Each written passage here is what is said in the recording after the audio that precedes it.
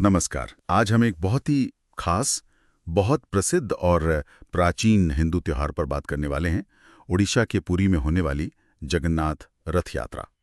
हमारे पास जो जानकारी है उसके आधार पर हम इसकी जड़ें, इसके अनोखे रिवाज और इसका क्या मतलब है उसे समझने की कोशिश करेंगे। ये त्योहार इसलिए भी बहुत खास है क्योंकि इसमें भगवान जगन्नाथ खुद अपने भाई बलभद्र और बहन सुभद्रा के साथ अपने मंदिर से निकलते हैं, गुंडीचा मंदिर तक की यात्रा करते हैं, मतलब भक्तों के बीच आते हैं।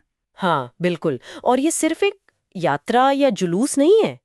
ये तो लाखों लोगों की आस्था, उनकी भक्ति का प्रतीक है। और इसकी जड़ें सदियों सदियों पुरानी है। तो चलिए आज इसी पर थोड़ी गहराई से बात करते हैं। हाँ, शुरू करते हैं।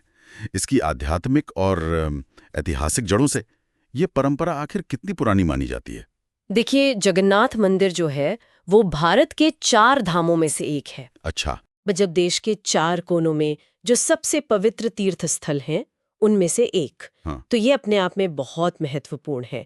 और इस रथ यात्रा का जिक्र तो स्कंद पुराण, ब्रह्म पुराण जैसे बहुत पुराने ग्रंथों में भी मिलता है।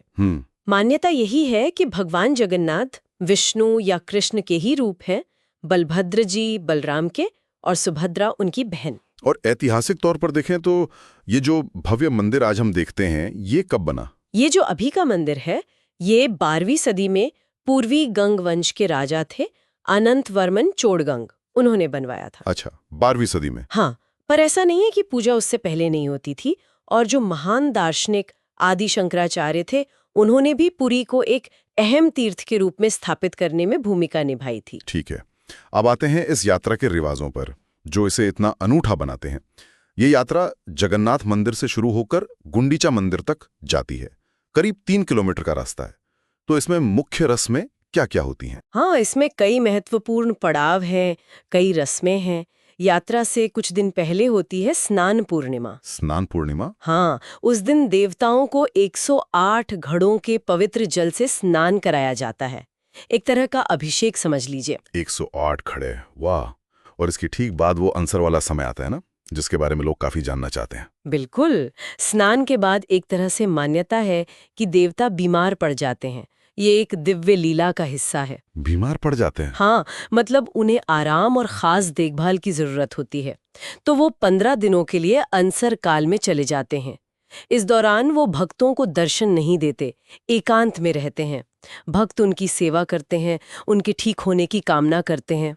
ये दिखाता है कि कैसे ईश्वर में भी मानवीय भावनाएं देखी जाती हैं। 15 दिनों का एकांतवास, ये तो सच में बहुत अनोखा है। फिर क्या होता है? इस अनसर काल के बाद आता है रथ यात्रा का मुख्य दिन। तब देवताओं को उनके विशाल सजे हुए रथों पर बिठाया जाता है। और फिर लाखों भक्त वो मोटे मोटे रस्से पकड़कर उन रथों को खींचते हैं, गुंडीचा मंदिर तक ले जाते हैं।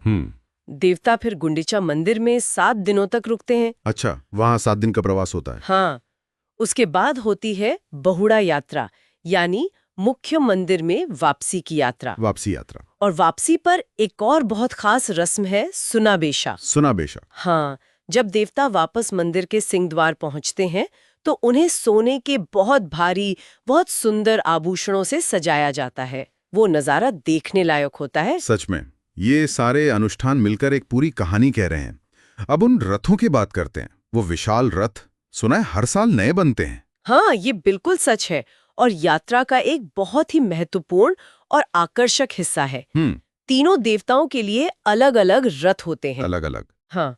भगवान जगन्नाथ के रथ का नाम है नंदी घोष। ये करीब 4.5 फीट ऊंचा होता है और इसमें 16 पहिए होते हैं।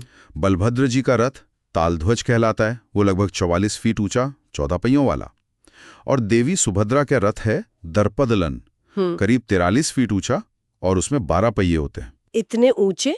और सबसे आश्चर्य की बात यह है कि ये हर साल नीम की लकड़ी से बनते हैं और उनमें कीलें इस्तेमाल नहीं होती। हाँ, यही तो इसकी खासियत है।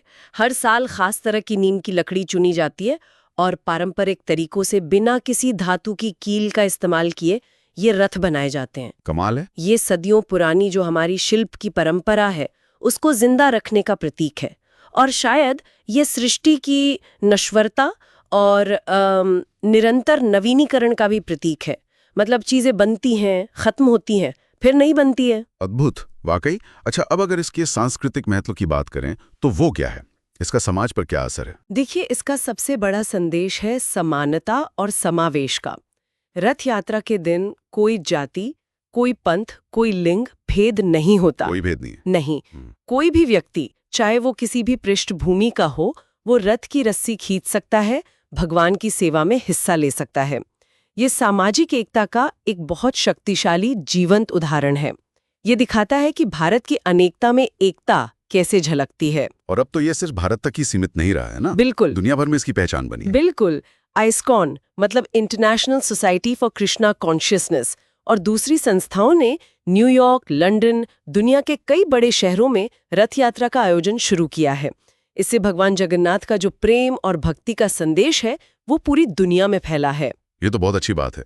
जानकारी के लिए, अगर कोई अगले साल मतलब 2025 में इस अनुभव का हिस्सा बनना चाहे तो मुख्य तिथियां क्या रहेंगी? हाँ, जो लोग योजना बनाना चाहें उनके लिए बता दूं कि 2025 में मुख्य रथ यात्रा 29 जून को है। दिन रविवार पड़ेगा। 29 जून रविवार। हाँ, वापसी यात्रा यानी बाहुड़ा यात्रा 6 जुलाई को होगी और उसके अगले दिन 7 जुलाई को वो भव्य सुनाबेशा होगा। ठीक है, तो हमने आज देखा कि जगन्नाथ रथ यात्रा सिर्फ एक त्योहार नहीं है।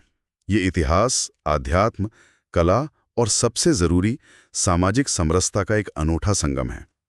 स्नान पूर्णिमा से लेकर वो अंसरकाल, फिर बिना कीरों के रथ बनाना और आखिर में वो सोने का श्रृंगार, सुनाबेशा तक, हर रस्म का अपना एक गहरा मतलब है। निश्चित रूप से। और ये समानता का संदेश ये बहुत मायने रखता है। और जाते जाते श्रोताओं के लिए एक सवाल छोड़ जाते हैं। सोचिएगा कि जहां मंदिर सदियों से खड़ा है वो पत्थर का बना है, वहीं ये विशाल रथ हर साल लकड़ी से क्यों बनाए जाते हैं और फिर विसर्जित भी कर दिए जाते हैं? क्या ये सिर्फ परंपरा है या फिर जैसा मैंने पहले कहा, जीवन, मृत्यु और पुनर्जन्म का जो हमारा सनातन चक्र है उसका कोई गहरा प्रतीक? इस पर जरूर सोचिएगा।